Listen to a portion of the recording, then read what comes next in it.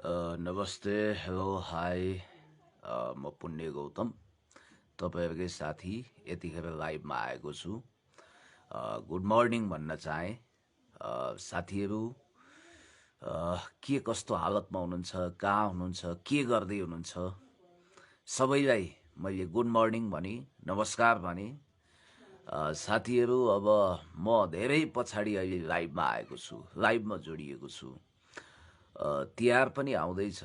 तिहारको उल्लासलाई मनाउनको निम्ति, तिहार मनाउनको निम्ति यहाँहरू पनि आतुर हुनुहुन्छ र यहाँहरूको तिहार अत्यन्तै गरिमामय होस्, सभ्य होस्, राम्रो होस्, म यही भन्न चाहन्छु। जहाँसम्म तपाईँहरू धेरैको जिज्ञासा छ, पुण्यजी के छ कसो छ भनेर यहाँहरूले जिज्ञासा राख्नु भएको छ। ठिकै छु, एकदम ठिक छु। तर अब केही दिन चाहिँ स्टडी गर्नु पर्यो भन्ने लागिरहेछ मलाई। के अब धेरै स्टडीहरू गर्नुपर्छ, हामीले जीवनमा धेरै चिजहरू गर्नुपर्छ।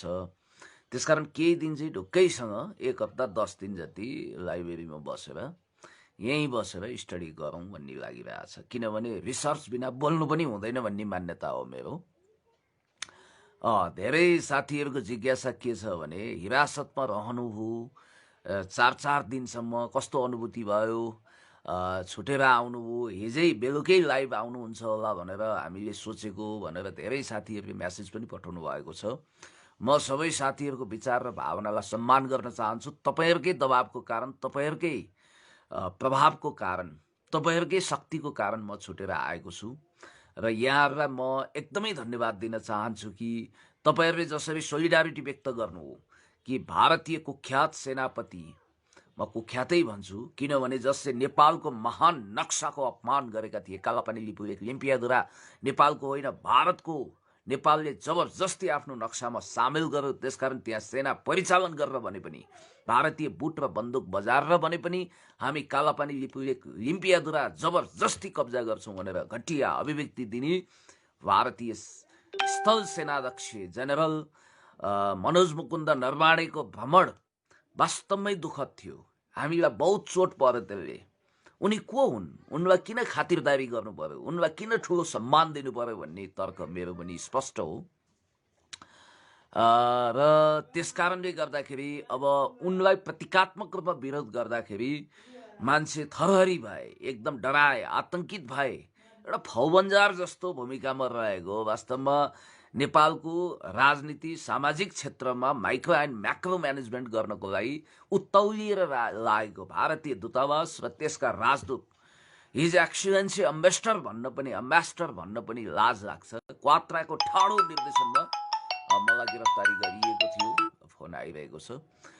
र त्यो गिरफ्तारीको खिलाफमा यहाँहरूले जनमत सृजना गर्नुभयो, मिडियाबाट, पब्लिकबाट ठुलो जनमत सृजना भइसकेपछि म छुटेको छु तपाईँहरूको दबावले र बाइज्जत रिहा भएको छु। पुण्य गौतमलाई अभद्र व्यवहारको मुद्दा लगाइएको थियो, तर मुद्दा नलाग्ने भन्ने फैसला सम्मानित अदालत र महान्यायाधिवक्ताको कार्यालयले गरिदियो। त्यसकारण उहाँहरूलाई पनि म धन्यवाद दिन चाहन्छु। साथीहरू, अब पुलिसले अतिक्रमण त गरेन हिरासतमा भन्नुभएको छ। पुलिसको व्यवहार चाहिँ पक्रिँदाखेरि अशोभनीय नै थियो, म स्पष्टै भनिदिन्छु। उहाँहरूको पनि बाध्यता होला, आदेश तामेल गर्नुपर्ने होला। मलाई मध्यरातमा मेरो बालबच्चाहरूलाई चिरबेल बनाएर, मेरो हृदय रोगी, मुटु रोगी दाइलाई आतंकित बनाएर त्यो बेला त्यसरी पक्राउ गर्नुपर्ने कारण के थियो त? बिना कारण पक्राउ गरिएको हो भनेर म स्पष्ट छु। मलाई भनेको भए म गइहाल्थेँ, मलाई भोलिपल्ट बिहान बोलाएको भए पनि हुन्थ्यो। वास्तवमा म लुकेर भागेर बिन्ती पत्र हालेर जनी गरेर म छाला जोगाइ पाऊँ भनेर कतिपय अभियन्ताहरू जङ्गी अड्डा पनि पुगे र कोही पर्यटक भएर कहाँ कहाँ गए पनि म त्यस्तो खालको मान्छे होइन। म पिठ्यौँ फर्काएर, मुख उतातिर फर्काएर एकदम सुइकुच्चा ठोक्ने मान्छे होइन। म जे गर्छु खुलेआम गर्छु। देश र जनताको पक्षमा मैले अभियान गर्दाखेरि, हामीले अभियान गर्दा जस्तो सुकै कठोर सजाय होस् त्यसको लागि हामी पछाडि हट्दैनौँ, हामी निरन्तर अगाडि बढ्छौँ। तर जो साथीहरू, जुन नेता, जुन सामाजिक अभियन्ता, पब्लिकले, तपाईँहरूले जसरी मेरो रिहाईको माग गर्नुभएको छ, सबैलाई म धन्यवाद दिन चाहन्छु। एकमुष्ट धन्यवाद दिन्छु कि तपाईँहरूको माया, प्रेम, आशीर्वाद मेरो शिर उप रहिरहेको छ र तपाईहरूले जसरी मलाई प्रोत्साहित गरिरहनु भएको छ, म तपाईहरूलाई विशेष धन्यवाद यस मानेर दिन चाहन्छु कि यो देशलाई बचाउनको निम्ति, यो देशको रक्षा र विकासको निम्ति हामीले डट्नु छ। अविरल रूपमा बग्दछ इन्द्रावती भने जस्तै जीवन पथमा अगाडि बढ्नु छ। कतै नहिचकिचाइकन, कसैसँग सम्झौता नगरिकन, तोम शरण नगरिकन, मैले घुँडा टेकिन साथीहरू स्पष्ट रूपमा तपाईँहरूलाई भन्न चाहन्छु। अनेक बाटाहरू थिए, लुत्त कतै भाग्न सकिन्थ्यो होला, केही गर्न सकिन्थ्यो होला, तर म नडराइकन निरन्तर अगाडि बढेँ, घुँडा टेकिन एकदम सगरमाथा जस्तो शिर ठाडो बनाएर हिरासतबाट हिजो मुक्त भएको छु। अलिअलि अबिर त यहाँ तपाईँहरूले देख्नुहुन्छ मुक्त धोएको थिएँ। र अब चाहिँ केही दिन डिप स्टडी गर्नु पर्यो साथीहरू। अब धेरै दिन भयो के यो पढ्न नपाएको पनि, अलिअलि त पढिरहेको छु। हिरासतमा गइसकेपछि त अब त्यहाँ के हुन्छ र अलिअलि अखबार चाहिँ हेरियो र हिरासतभित्रको व्यवहार चाहिँ मानवीय थियो। यसमा म तारिफ गर्छु प्रहरी कमान्डरहरूको, सिपाहीहरूको, त्यहाँका सकल दर्जाका मान्छेहरू जसले मलाई असाध्यै राम्रो व्यवहार गर्नु हो भन्दा मलाई खुसी नै लाग्छ। किनभने मैले द्वन्द्वकालीन हिरासत पनि भोगेको छु, हड्डी पसली भएको छ, कत्रो कठोर यातना थियो, पिन घोचिएको थियो औँलामा द्वन्द्वकालमा है 2055 सालतिर। अनि त्यसपछि कटमासको लौरोले कसरी हानिएको थियो, करेन्ट कसरी लगाइएको थियो, त्यो द्वन्द्वकालीन यातनाको तुलनामा त अहिले त केही पनि होइन। मैले 36 घण्टा लगातार अनसन गर्दाखेरि बरु प्रहरी मित्रहरूले लौ नगरिदिनु होला अनसन, किनभने हामीलाई अप्ठ्यारो पर्छ भन्नु हो। मेरो एकदमै जिउ गलेर आएको थियो, खुट्टा एकदम बाउडिन थालेको थियो, आँखाका यो परेलाको डिलहरू त्यसै त्यसै एकदम फरफराउन थालेको थियो र आँखा हल्लाउन थालेको थियो त्यो बेलामा। र मैले पनि यसो सोचेँ, ए बाबा नखाएर के गर्ने, आमरण अनसन त मैले 36 घण्टा गरेँ। पछि सोचेँ मैले आवाज त बुलन्द गर्नुपर्छ, देशको पक्षमा, जनताको पक्षमा, विकासको पक्षमा, समृद्धिको पक्षमा आवाज बुलन्द गर्नको निम्ति त मैले खानुपर्छ, घिउ खाइन्छ भने जस्तै। अनि मैले मसक्क आँटेँ, सङ्कल्प गरेँ र मैले खाना खान थालेँ। 36 घण्टासम्म चाहिँ मेरो आमरण अनसन थियो। र साथीहरू तपाईँहरूको माया प्रेम स्नेह, तपाईँहरूले जो मलाई सद्भाव देखाउनु भयो, सद्भावना देखाउनु भयो, रियाई हुनुपर्छ भन्ने मान्यता राख्नु हो, त्यसप्रति म हार्दिक रूपमा आभारी हुनैपर्छ छु। र अहिले म यतिखेर आफ्नो घरको कोठाबाट यो मेरो लाइब्रेरी देखिरहनु भएको छ, तपाईँहरूले लाइब्रेरी रुमबाट लाइभमा आइरहेको छु। ठिक छ साथीहरू, ठिक छ, अब सबै ठिकै छ। अनि त्यसपछि अब कमेन्ट हेरेर साध्यै हुँदैन साथीहरू, आफ्नो कुरा राख्नुपर्छ। ठिकै छ, कमेन्ट गर्नुहोस्, तपाईँहरूले जस्तो मन लाग्छ त्यस्तै गर्नुहोस्। आफ्नो परिचय कमेन्टले दिन्छ, कति सभ्य गर्ने, कति गरिमामय ढङ्गले कमेन्ट लेख्ने भन्ने कुरा तपाईँहरूमै डिपेन्ड गर्छ। It's depend on yourself. त्यस कारणले गर्दाखेरि मैले यति कुरा भने कि यो त्यो सानो नानी सुयोनालाई हेल्प गर्नु पर्यो भन्नुभएको छ एकजना उद्धव दाहालजीले। हुन्छ, गरौँला, किनभने इशु गौतम भन्ने एकजना हाम्री सानी नानी जो क्यान्सर पीडित छिन्, अहिले 8 वर्षकी भइन्, ब्लड क्यान्सरले ग्रस्त छिन्, उनलाई बचाउनको निम्ति हामीले हरदम प्रयत्न गरेका छौँ। 15 लाख रुपियाँसम्म उठेको छ। कृष्ण कडेलजीले पनि मद्दत गर्नुभएको छ र उनलाई मद्दत गर्न हामी कुनै कसर बाँकी राख्दैनौँ। हर कोही पीडितलाई मद्दत गर्छौँ हामी। मलाई सबैभन्दा ठुलो गर्व के लाग्छ भने जिन्दगीमा म सोसियल मिडियामा आउँदाखेरि कति बेला मान भयो होला, धेरै समय अपमान पनि भयो होला, धेरै समय मानमनितो पनि भयो होला, फुलको माला पनि लगाइयो होला। अबिर खादाले हिजो देख्नु भएन कसरी एकदम ससम्मान मलाई अबिर खादा लगाइएको थियो साथीहरूको तर्फबाट। तर मलाई एउटा कुरामा हमेसा गर्व रहन्छ कि मेरो कारणले करिब 150 जना रोगीहरूले उपचार पाउनु भएको छ। धेरैको न्यायको निम्ति मैले आवाज उठाइदिएको छु र यो चाहिँ कुनै सांसद मन्त्रीले पनि गर्न नसक्ने काम हो भनेर म बेला बेलामा गौरवान्वित हुन्छु। व्यक्तिगत रूपमा पुण्य गौतमले केही पनि पाएन, पाउने उसको इरादा पनि छैन, अठोट पनि छैन। त्यस कारणले गर्दाखेरि गुमाउनको निम्ति जसलाई संसार छ, पाउनको निम्ति मेरो लागि संसार पनि छ र गुमाउनको निम्ति केवल हत्कडी छ भने जस्तो कार्ल मार्क्सको एउटा महान उक्ति तपाईँहरूलाई थाहा छ। दाजु ल ठिक छ भन्नुभएको छ। ठिक छ, अब तपाईँहरूलाई पनि धन्यवाद छ। अब यस्तै हो, तपाईँहरूले साथ सहयोग दिनुभएको छ, आड भरोसा छ। सबै अगाडि बढौँ र म यति कुरा तपाईँहरूलाई स्पष्ट रूपमा भन्न चाहन्छु कि तपाईँहरू जसले मलाई मद्दत गर्नुभएको छ, जसले सुख दुःखमा साथ दिनुभएको छ, तपाईँप्रति हार्दिक आभारी छु। र यहाँहरूको जुन साथ सहयोग छ, रचनात्मक सहयोग छ, त्यसलाई हृदयमा गाँठो पारेर राखेको छु मैले। र यहाँहरूकै माया, प्रेम, सद्भावनाबाट अगाडि बढ्ने हो। र पुण्य गौतम सर अगाडि डाक्टर कैलीबाट लेखेको देख्न पाइन्छ। अब यस्तो हो, मेरो PhD को सेमेस्टर पार भइसकेको छ। मैले मेरो युट्युब भिडियो पनि तपाईँले हेर्न सक्नुहुन्छ। नयाँ शैली सहितका मिडियाहरूले उहाँहरूले त्यो मेरो सबै सर्टिफिकेटहरू पनि राखिसक्नु भएको छ। र औपचारिक रूपमा राष्ट्रपति महोदयबाट कुनै दिन जब महेन्द्र विद्याभूषण क पाइन्छ, अब यो कोरोनाको क छ, सबै छ, त्यो दिन अब तपाईँहरूको त्यो अभिलाषा पुरा हुनेछ। डाक्टर पुण्य गौतम भनेर तपाईँहरूको सामु म आउनेछु। यही हो साथीहरू। अब मैले धेरै कुरा के भन्नु, अबको यात्रा कता र कसरी हुन्छ दाजु भन्नुभएको छ। अबको यात्रा सलिड यात्रा हुन्छ। सधैँ जस्तो म आफ्नो निष्ठा, आफ्नो कर्मप्रति प्रतिबद्ध मान्छे हुँ र निष्ठावान छु। इमान्दारीपूर्वक जीवन पथमा, प्रगति पथमा अगाडि बढ्छु। प्रगति पथ भनेको व्यक्तिगत रूपमा उन्नति प्रगति गर्ने, झोली भर्ने, आफूलाई लटालट बनाउने होइन कि देश जनताको पक्षमा काम गर्नको लागि मलाई कसैले रोक्न सक्दैन।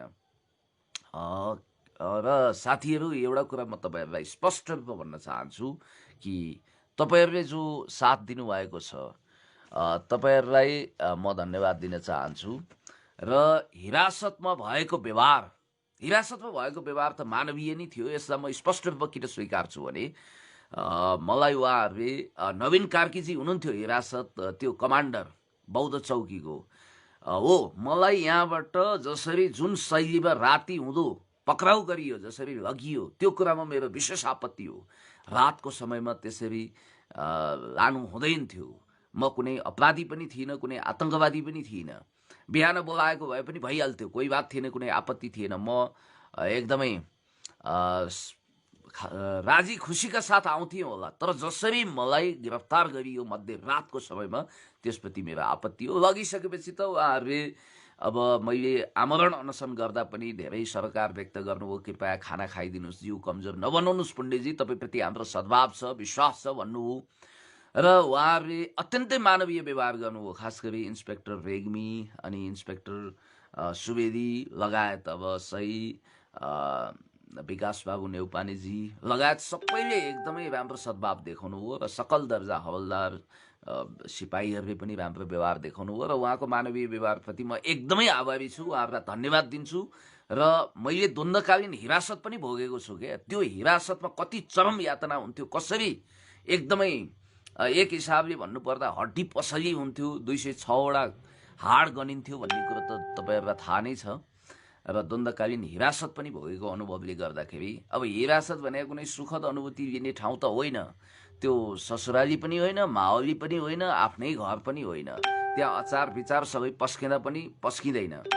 र यति कुरा ख्याल गर्नु होला कि हिरासतभित्रको जीवन भनेको कष्टकर्नी हुन्छ। न इन्टरनेट चलाउन पाइन्छ, न अरू सूचनाबाट लाभान्वित हुन पाइन्छ। त्यस कारणले गर्दाखेरि ती कुराहरूमा सेक्रिफाइस गर्नु पर्यो। चिसो कोठा हुन्छ, घाम कहिल्यै लाग्दैन, अनि 24 घण्टा बत्ती बलेको हुन्छ, हो हल्ला हुन्छ, विभिन्न प्रकृतिका अनेक थरीका कैदी बन्दीहरू हुन्छन्, हल्ला गर्छन्, सुत्न दिँदैनन्। त्यहाँ त के हुन्छ, त्यो त अनौठो ठाउँ हुन्छ नि त। म त 23औं चोटिको हिरासत यात्रा गरेर पनि नथाकेको मान्छे हुँ। तपाईँहरूलाई स्मरण गराउँ, पहिलोचोटि 2049 सालमा टनकपुर विरोधी आन्दोलनमा टनकपुर नामक राष्ट्रघाती सन्धि विरुद्ध आवाज बुलन्द गर्दा, त्यतिखेर नेपाल बन्द गर्दा 6-7 घण्टामा पक्राउ परेको थिएँ। त्यसपछि 2052 साल फागुन 1 गते जनयुद्ध सुरु भयो र म ठ्याक्कै फागुनको 14 गते पक्राउ परेको थिएँ।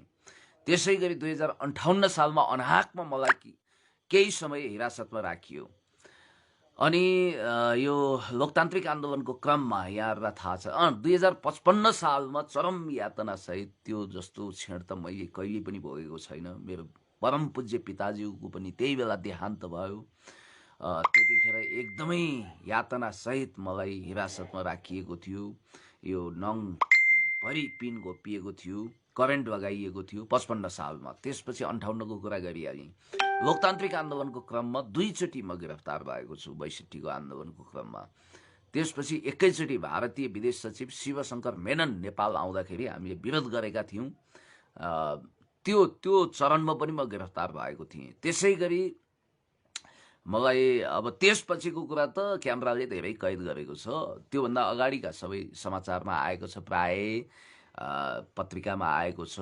र त्यसपछि क्यामेराले कैद गरेको छ। सरिता गिरीको सांसद पद खोसिनुपर्छ भनेर आवाज बुलन्द गर्दाखेरि 8 चोटि गिरफ्तार भएको छु। 8 चोटि साथीहरू, एक दिनमै 2 चोटि पनि गिरफ्तार भइयो। अनि त्यसपछि कालापानी लिम्पियादुरा लिपुलेक नेपालको महान नक्सामा समेटिनुपर्छ भनेर सरकारको हौसला बुलन्द गर्दा फेरि म 5 चोटि गिरफ्तार भएको छु। र त्यसपछि वीर हस्पिटलमा एउटा पीडितलाई न्याय दिनुपर्छ भन्दाखेरि 2 चोटि गिरफ्तार भएँ। कुलमान घिसिङलाई नेपाल विद्युत प्राधिकरणको कार्यकारी निर्देशक नियुक्त गर्नुपर्छ भनेर जब सडकमा आइयो त्यसपछि 2 चोटि गिरफ्तार भइयो। र अहिले तपाईँहरूले देखिहाल्नुभयो यो 23औं चोटिको लागि मेरो हिरासत यात्रा भयो।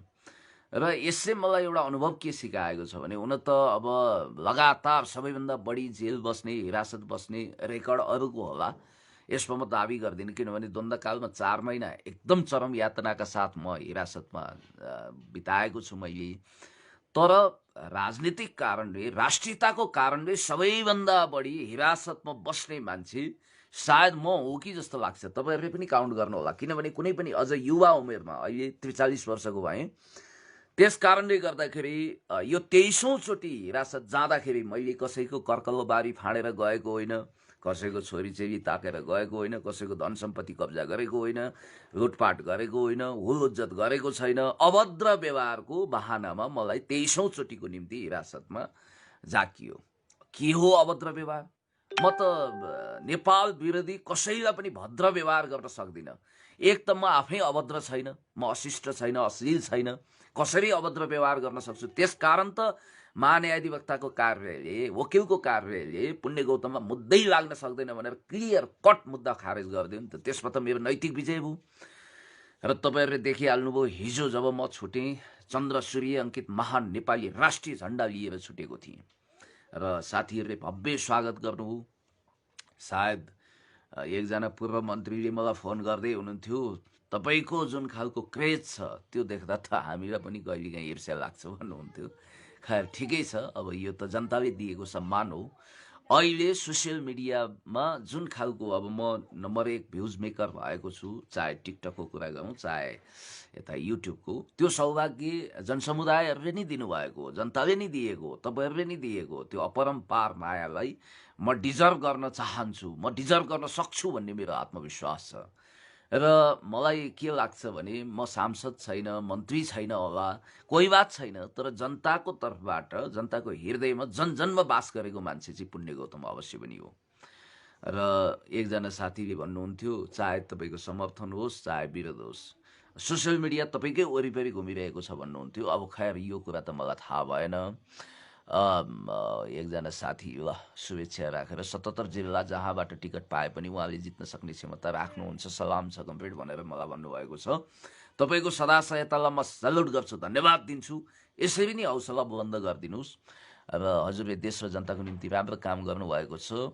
हार्टली सपोर्ट यु टु भन्नुभएको छ। थ्याङ्क यू सो मच हिक्मतजी, यहाँलाई म धन्यवाद दिन चाहन्छु।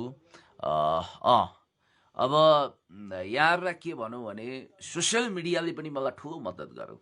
सोसियल मिडिया, युट्युबका साथीहरूलाई म सम्मान गर्छु। जतिखेर म थुन्नी, उहाँहरूले आफ्ना सारा कामधन्दा छोडेर पुण्य गौतमलाई फलो गर्नुभएको थियो। कतिखेर उहाँ हिरासत मुक्त हुनुहुन्छ, कतिखेर बाहिर आउनुहुन्छ भनेर उहाँहरूले एकदमै फलो गर्नुभएको थियो। र तपाईँहरूलाई स्पष्ट रूपमा म भन्न चाहन्छु, भद्र व्यवहार भने के, अभद्र व्यवहार भने के हो, मैले पनि शब्दकोश पल्टाएको छु, कानुनको ठेली पल्टाएको छु। मैले कसैलाई त्यसरी गाली गलौज गरेको छैन। मैले अघिल्लो दिन खुल्ला मञ्चमा नरपिचास मुखुन्डे भनेर एउटा प्रतीकको रूपमा दुस्वप्नमा देखेको एउटा राक्षसलाई प्रतीकको रूपमा उभ्याएको थिएँ। अब त्यसलाई जुत्ता मारेको थिएँ, छिछि दुर गरेकै हो। अब उहाँहरूले त्यो मनोज मुकुन्द नरवाणे नै हो त्यो भनेको भनेर बुझिदिनु भएछ। अनि त्यसपछि उहाँहरूको कवि कल्पनाले, पुण्य गौतमले छिटोभन्दा छिटो अब कालो झन्डा देखाउँछ भन्ने उहाँहरूलाई लागेछ। त्यसकारण मलाई मध्यरातमै घरबाट करापजाप गरियो। प्रहरीहरूको पनि व्यवस्था होला, बाध्यता होला। र म एउटा कुरा भन्न चाहन्छु, इन्डियन दूतावासको राजदूतको ठाडो निर्देशनमा मलाई एरेस्ट गरिएको छ। यो कुरा मैले पब्लिकली भनेको छु, क्लेम गर्छु। कुनै दिन एम्बेसडर क्वात्रासँग भेट भयो भने यसको जवाफ म हिन्दी, नेपाली, अङ्ग्रेजी तिनै भाषामा माग्न सक्छु साथीहरू। त्यसकारणले गर्दाखेरि म माथि जसरी दुर्व्यवहार भएको छ, जसरी थ्रेड गरिएको छ, यो लडतर कुरो होइन। देशभक्तहरू झुक्दैनन्। जननी जन्मभूमि सस्वर्गादपि गरिएपछि motherland are greater than heaven. हमारा देश स्वर्गभन्दा प्यारो हुन्छ भन्ने मान्यताको आधारमा हामी अगाडि बढिरहेका छौँ। र मलाई यो देशभन्दा ठुलो कुरो केही पनि लाग्दैन। सबैभन्दा ठुलो कुरो देश, मानवता हो। त्यसपछि सिद्धान्त, नीति, कार्यक्रम, रणनीति, कार्यनीति आदि इत्यादि आउँछ। त्यसकारणले गर्दाखेरि देशलाई शिरफुल बनौँ, शिरबिन्दु बनौँ, अगाडि बढौँ, निरन्तर अगाडि बढौँ। सङ्घर्ष नै जीवन हो, जीवन नै सङ्घर्ष हो। गायक रामेशले ठिकै भन्नुभएको छ। त्यसैले तपाईँहरूलाई म धन्यवाद दिँदै अब भद्र व्यवहार गर्नुपर्ने रे उनलाई। कस्तो भद्र व्यवहार? जम्ला हात जोड्नुपर्ने। ओहो नरमाडे साहब नमस्कार, नरमाडे साहब तपाईँ त महान हुनुहुन्छ भनेर फुलमालाले स्वागत गर्नुपर्ने, पुष्प वृष्टि गर्नुपर्ने, रेड कार्पेट बिछ्याउनु पर्ने उनलाई। के यो बापत कि उनले नेपालको महान नक्साको अपमान गरे र उनले कालापानी लिम्पियाधुरा भारतको, त्यसकारण त्यसलाई हामी सेना परिचालन गरेर भने पनि कब्जा गर्नुपर्छ भने यस बापत उनलाई सम्मान गर्नुपर्ने? यो कस्तो कुतर्क हो? अनि भारतीयहरूले पनि सोच्छन् सायद मेरो गिरफ्तारी नभइदिएको भए बाबुरामजी पनि गिरफ्तार हुनुभयो। बाबुराम तामाङजी, उहाँलाई म धन्यवाद दिन चाहन्छु, उहाँले छिट्टै छुट्नुभयो। र हामीले गिरफ्तारी नदिएको भए कति सामाजिक अभियन्ताहरू, कति नेताहरू ठुल्ठुला कुरा गर्थे। खै त अब उहाँले त्यसरी, तपाईँलाई थाहा छ नि, त्यस्तो बेलामा उहाँहरू कहाँ लुक्नुभयो, कुन दुलामा जानुभयो भनेर तपाईँहरूले सोध्नु भएको छ नि त। बात बहादुरी गर्न सकिन्छ, नाङ्गो तरबार हावामा चलाउन सकिन्छ, त्यो ठुलो कुरा होइन। र आँधी र हुरी चलेको बेला पनि अरू नर्कट बाँसहरू कता कता नुक्छन्, थाहा हुँदैन, तर 37 साल ठिङ्ग उभिन्छ भने जस्तो अग्नि परीक्षामा खारिने एउटा अवसर मलाई प्राप्त भएको छ। को कहाँ लुक्नुभयो, कुन दुलामा पुग्नुभयो, त्यसको हिसाब किताब पनि म गर्दिनँ। जसले मलाई सपोर्ट गर्नु भएको छ, अब छुट्नुपर्छ भनेर ऐक्यबद्धता जनाउनु भएको छ, उहाँहरूलाई धन्यवाद दिन चाहन्छु। र एउटा कुरा चाहिँ प्रष्ट छ कि मेरो आवाज कहिले पनि दब्दैन, मेरो गला दबाउन सकिँदैन। यो कुरा स्पष्ट भए हुन्छ। राष्ट्रको पक्षमा, जनताको पक्षमा, विकासको पक्षमा बोलिरहने मेरो आवाजलाई कसैले पनि दमन गर्न सक्दैन। यो कुरा निश्चित हो, लेखेर राखे हुन्छ। म कहीँ चुक्दिनँ। र एउटा अर्को कुरा के छ भने हामी नेपालको अपमान गर्ने जनरलको छातीमा नेपाली सेनाको महानार्थ सेनापतिको त्यो पदवी, त्यो पदक, त्यो तकमा, त्यो विभूषण, त्यो निशानी परोस् भन्ने चाहँदैन थियौँ। उनले नेपालको प्रधान सेनापतिको अनररी नै सही फुली लगाउनु हुँदैन भन्ने हाम्रो स्पष्ट मान्यता हो।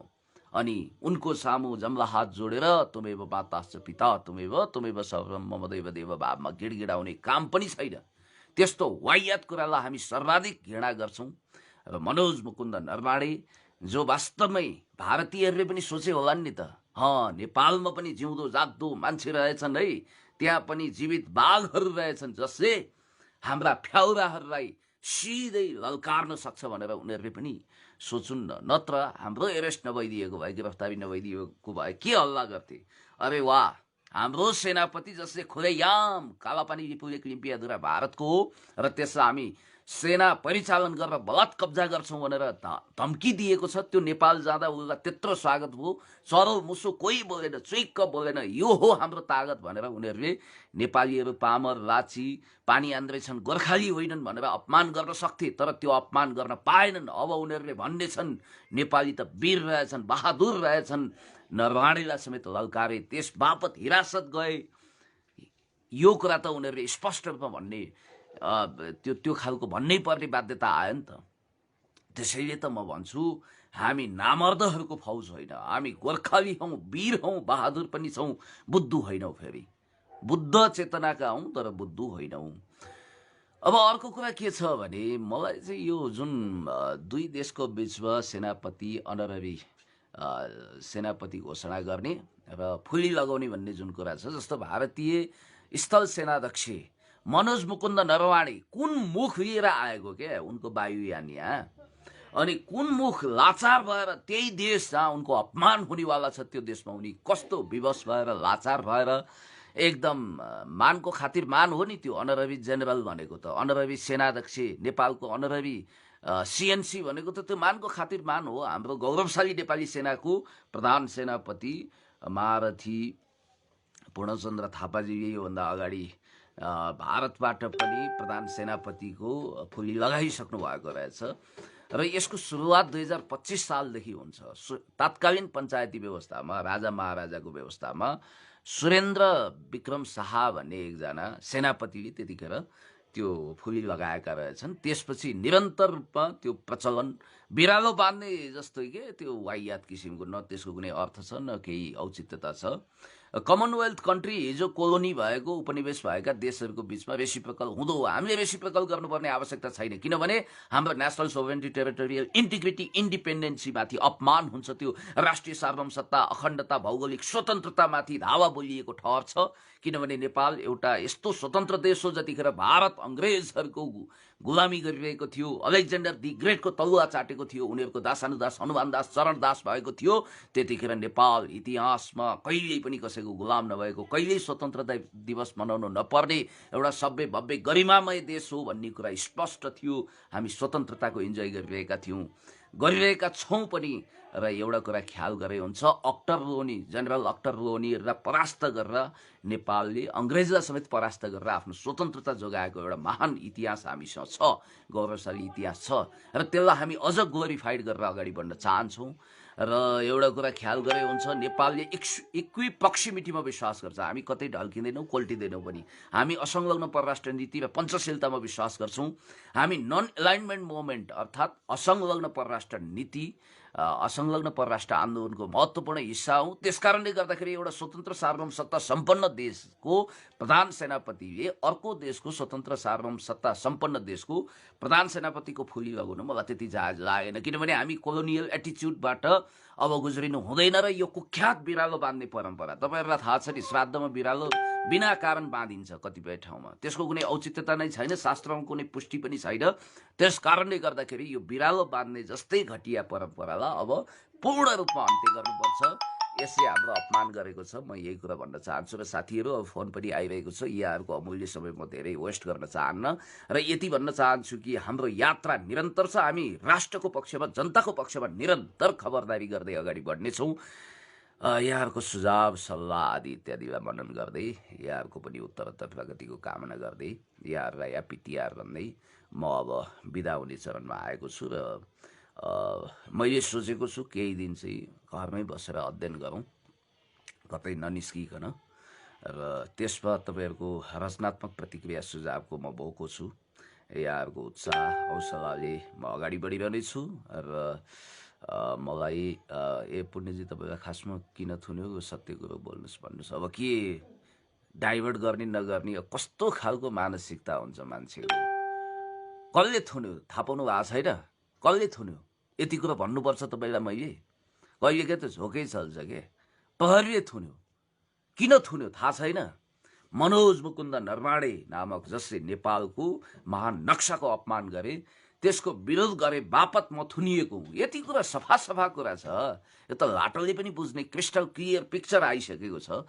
त्यस कारणले गर्दाखेरि अब मैले यति कुरा भनौँ कि तपाईँहरूको सद्भावनालाई म सेल्युट गर्छु र यहाँहरूलाई धन्यवाद दिँदै म यो लाइभबाट बिदा हुन्छु। हस् त यहाँहरूको सारा दिन खुसियालीमा बितोस्। तिहार आएको छ, अब ह्याप्पी तिहार चिसो बिहार चाहिँ भन्नु हुँदैन।